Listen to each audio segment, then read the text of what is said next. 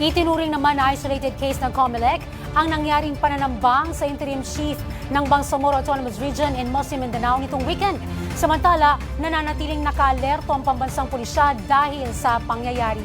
Si Bea Pelisa live para sa buong detalye doon. Bea?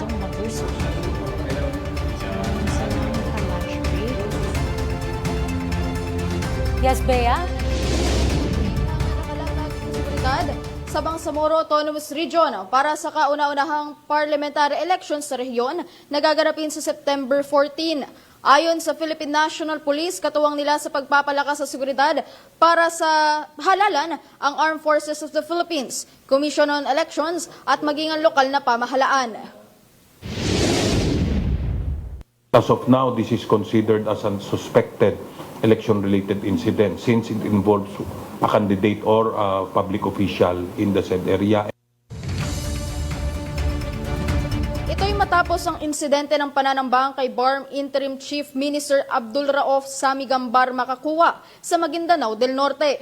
Bagamat walang nasaktan sa insidente, tiniyak ng PNP na hindi ito makakaapekto sa mismong BARM elections.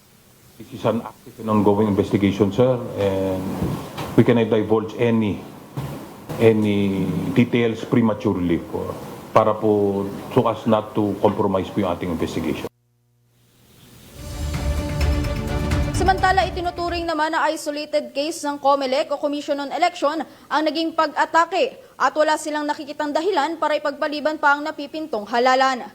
Sa ngayon, mahigpit pa ring binabantayan ng pambansang pulisya ang rehiyon para matiyak na hindi masisingitan ng kahit anumang insidente ang halalan. Sa katunayan nga, higit sa 9,000 pulis ang idineploy sa rehiyon para matiyak ang kaligtasan at kapayapaan ng magiging eleksyon.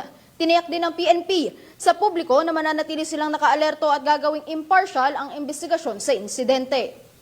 Bea Peniza ng IBC News para sa 13 sa tanghali ng Congress TV.